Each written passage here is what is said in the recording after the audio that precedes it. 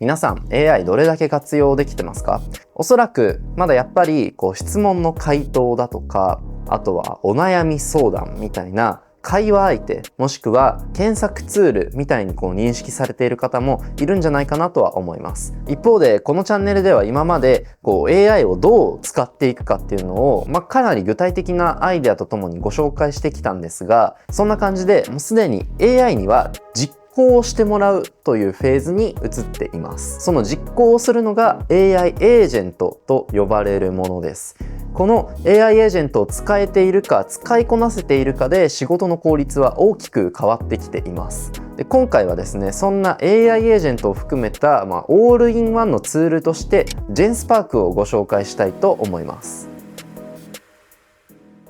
今回の動画は GenSpark さんの提供で制作しています。皆さん GenSpark ご存知でしょうか？というのも、僕もですね、よく広告 CM みたいなところだとか、あとは電車の中でね、広告で見たりしますね。GenSpark っていうのは、おそらく多くの人が日常的にやっているだろう、AI とのチャットのやり取りだけではなくて、他にも資料の作成、ドキュメントの作成、表による整理、画像生成、デザイン、議事録、動画、オールインワン AI ワークスペースになっています。とはいえ、こういう AI ツールって本当に今世の中に溢れすぎていて、そんな状況の中でとりわけ GenSpark を使うのがおすすめする理由っていうのが優しさです。これが僕は GenSpark の何よりの強みだというふうに感じています。これは特に冒頭でお話ししたように AI をまだ会話相手としてしか使ったことがない人とか、無料のプランしか使ったことがない人、とにかく高度なことをするにはまだ抵抗がある人、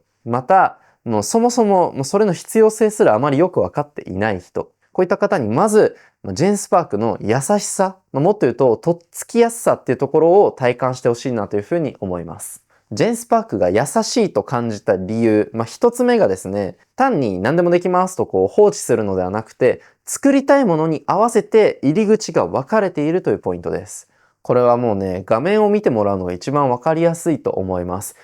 GenSpark ログインして最初に出てくるのはこういった画面です。この時点でおそらく一般的なチャットツールとの違いを感じていただけるんじゃないかと思います。通常こういった入力窓だけが存在すると思うんですが、GenSpark ではその下にガーッとツールが並んでいるんですよね。例えば資料を作りたいなら AI スライド、文章を整えたいなら AI ドキュメント、また表や情報を整理したいなら AI シート、画像とかデザインを作りたい時にもそれぞれを選ぶというように、最初から目的別でこの入り口を決められるんです。これは本当に楽なんですよ。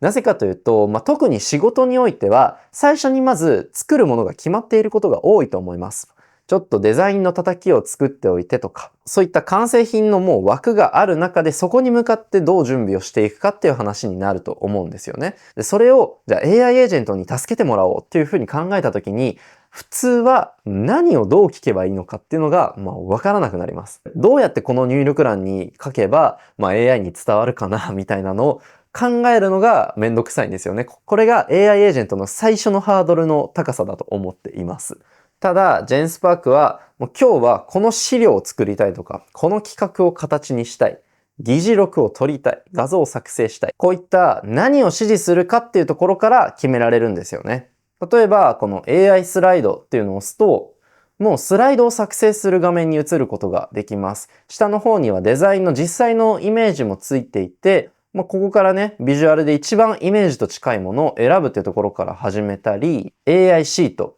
これを選ぶと、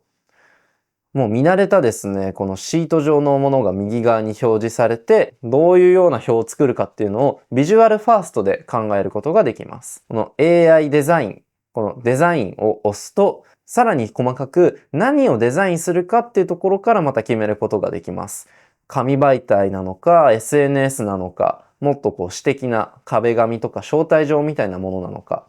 自由回答よりも選択式の方が当然楽じゃないですか。AI からどんどん選択肢を与えられて、それを細かく選んでいくことで完成品に近づけていく。というような使い方ができます。チャット式の自由度の高さゆえの面倒さっていうのを解消してくれてるんですね。これによって、AI に詳しい人、活用の仕方がもういろいろと分かっている人だけでなく、普段の仕事や制作の延長として使いやすいのが優しさという魅力の一つかなというふうに思います。で、具体的に JenSpark で仕事をするというのはどういうことかというのをお話ししたいと思います。さっき話したように、ここにいろいろと入り口はあるんですが、あえてちょっとここで入力窓で自由回答の形でやってみようと思います。設定として、ワイヤレスイヤホンを扱っているメーカーの、担当者という風な設定だとしましょう。さっき部長に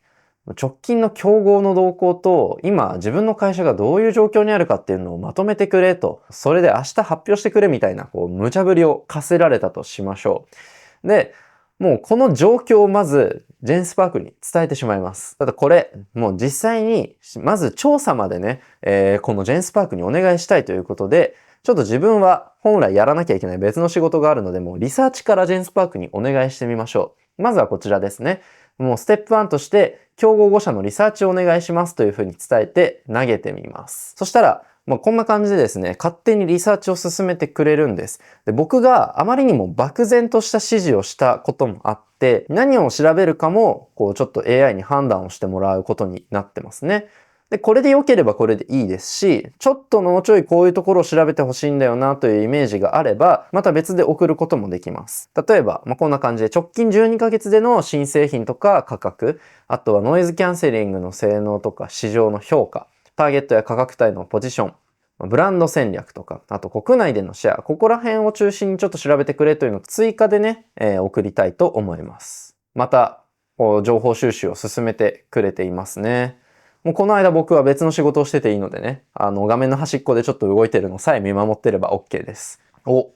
情報が揃ってきましたね。すごいすごい。こうやって勝手にリサーチを進めてくれます。今はこんな感じで箇条書きを中心に、文章として構造化したものを送ってくれている感じですね。もうこれだけでも十分見やすい情報量が集まっています。今はこれメーカー名を伏せてはいるんですが、こんな感じでも具体的なものまでしっかりと出してくれるようになっています。こんな感じで調べてもらうと、実際にインサイトというかね、僕が報告するにあたって何を主軸に置くべきかっていうところまで提案をしてくれるんです。市場の二極化が鮮明になってきてるよとか、音から体験に変わってきてる。これは単にリサーチをしてだけではなくて、部長に報告するから、まとめてみたいな文脈もしっかりと伝えているからこそなんですね。迷ったら全部伝えた方が AI にとっては情報量が増えます。AI がなんか筋違いなことを返してくるなと思ったら、大抵はこっちからの情報提供不足なので、何をするのか、どういう背景なのかっていうところまでしっかりと伝えられると、より的確なことを言ってくれるかなと思います。ただ、このままじゃちょっと発表には望みにくいということで、いくつか整理の仕方を考えていきたいと思います。まずは先ほどもお見せした AI シートです。これは先ほどアイコンから選ぶだけではなくて、この文章のやり取りの中でも入力ができます。この今分析してもらったものに自分の会社も加えて合計6社の比較表を AI シートで作成してください。はい。こんな風に指示を出してみたいと思います。これもさっきね、部長の定例で活用しやすいよという風に、文脈を伝えているからこそ、より適切な形でね、AI がまとめてくれるようになっています。頑張れ頑張れ。もちろん僕はこの間別の仕事をしてもいいし、お菓子を買いに行ってもいいですね。本当に2人がかりで仕事をしているような感覚を持っておくと、より有効に時間を使えるかなと思います。終わりましたね。はい。これによって今シーツが完成したということで、結果を表示すると、はい、こんな感じ。主要ターゲット層、シェアポジション、差別化軸。この資料は、要点だけをまとめることによって、例えば、プレゼン中に配布する資料として用意しておくだとか、あとは社内保管用でね、今後何か比較をさらに深めていきたいとか、毎月のようにやっていきたいという時のために、更新性を確保しておくとか、そういった使い方ができるかなと思います。スペックの詳細についても、別シートでね、こんな感じで、市場比較も含めてまとめてくれていますね。いや、いいですね。じゃあもうリサーチの内容とか整理の仕方はもう十分そうなので、もうこのままスライドの資料も作成してもらいましょう。で、実際にですね、こんな感じで、今作ったデータをベースに AI スライドの機能によって部長向けの発表スライドを作成してくださいというふうに伝えようと思います。細かく指示をつけることでよりやり取りの回数を減らせるようになります。こういったもうすでに決まっていることがあればそれも伝えておくと便利かなと思います。じゃあ作ってもらいましょう。すごい着実にできてきてますね。すごいできてきてる。はい、ということで完成しました。いやー、なかなかすごいクオリティに仕上がってますね。ここで新たに指示を出してスライドに手を加えることもできますし、またここでエクスポートをしてね、スライドのファイルを実際に自分の手でいじることもできます。もうおそらく多分ね、これ大枠としては使えるようなレベルになってるはずなので、もうこれを細かくちょっとね、見ていって修正していくというようなフローになるかなと思います。今はこれスライドをね、リサーチのこの延長線上で話して作っていきましたが、実際に新しいものをね、こうやって作るってなったら、先ほどお見せした通りで、テンプレートから選ぶことができるようになっています。なので、もう一からパワーポイントを開いて、で、悩んで、ちょっと作っていくみたいな時間をかなり減らすことができるんですね。最初の叩き台をここまでしっかり作ってくるからこそ、作業の始まり方っていうのを変えることができるようになっています。資料作成ってね、なんだかんだ内容を考える時間だけではなくて、形にするまでが一番時間がかかるし、もっと言うとやる気がそがれるポイントでもあると思います。なので、そういうある種のメンタルパフォーマンスを維持するというためにも非常に効果的なツールなんじゃないかなと思っています。で、今一連の流れからお見せした通りで、リサーチもして表も作ってスライドも作るみたいな、全てをシームレスに一つのワークスペースの中でつなげられるっていうのも JSpark の大きな強みです。多分 AI を使っていなければ毎回別々のツールを一個一個入力していく必要があったと思うんですが、まず JSpark を開いてそこから始められるっていう迷わずに進められる強みは本当に大きいかなと思います。で、今話した意思決定を減らしていくっていうのが、JSpark の優しさではあるんですが、そのもう一つ現れているところに AI と対話する上での負担の軽減があります。例えば、こんな感じでですね、JSpark をいろいろと使っていって、こんな感じで AI と喋っていると、最後にですね、こういったワンタッチで選べるような提案をしてくれるんですね。このまま原稿を進めてくださいみたいな。もう押すと、そのまま実行が始まります。先ほど話したように、自由記述ってやっぱりめんどくさいんですよ。これを選択式によってできるだけ負荷を下げるっていうのも JSpark がデフォルトでやってくれるので、すごくありがたいですね。適切なところで適切な選択肢を出してくれます。また、経済的な部分においても優しさがあります。AI でできることがどんどん増えています。その中で、おそらく AI を使い込んでいけばいくほど、複数の AI ツールを個別に契約して、月額料金をどれにどれだけ払っているかよくわからなくなっているみたいなことがあるんじゃないかなと思います。そうです。僕です。今何にどのくらい払っているのかがあんまりよくわかってないんですよ。良くないですね。ただ、JSpark なら今話したようなスライド、シート、ドキュメントをはじめ、画像生成とかデザインとか全て含めて一つの金額に収まります。本来であれば各ツールにそれぞれ数千円とか支払っていたものをギュッとまとめて比較的リーズナブルでかつ管理がしやすい状態に持っていけます。もっと言うと、データとか知識がね、いろんなツールに分散していくのも防げるんですよね。JSpark に過去の自分とのやり取りとか履歴が残っているので、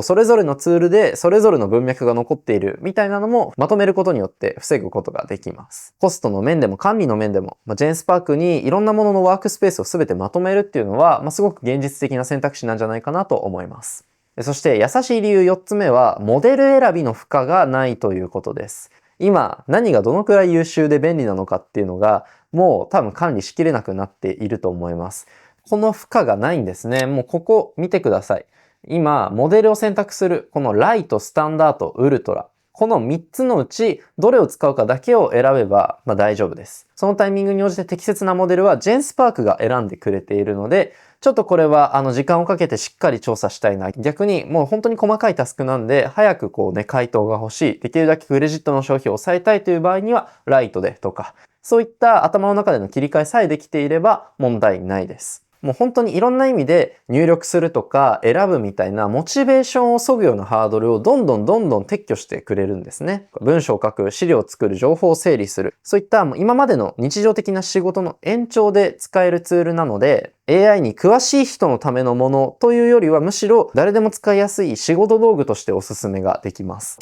別にハードル高く感じる必要はないので、今まで通り何か聞きたいこと、検索してほしいこととかがあれば、普通にこの窓に入力すれば OK です。従来の AI チャットとしての使い方ももちろん可能です。ということでいかがだったでしょうか？もうこのホーム画面をパッと見て何を作るかイメージできるっていう、何よりの魅力ですね。これがあるからこそ、JenSpark は本当にいろんな方にお勧めできるツールになっています。AI 自体の進化が今激しいからこそ、AI の活用ってどんどん多分人によって差がついてきてしまっていると思うんです。その中で別に先頭を走る必要は僕はないと思うんですよね。ただ、機能とか性能において、できるだけ高いレベルのものに触れておくっていうのは、AI で賢く働くだとか、AI を相棒にもう2人がかりで仕事を進めていくっていうイメージを作るためにもすごく重要なんじゃないかなと思っています。先ほどデモンストレーションでお見せした通り、自分が仕事をやっている間に AI も仕事をしている。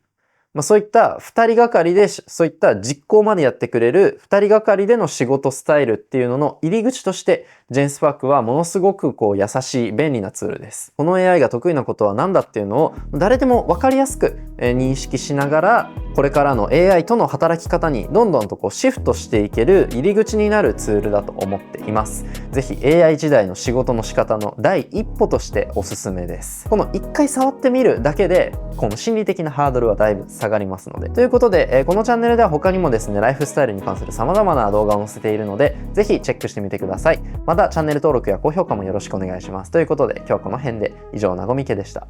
では。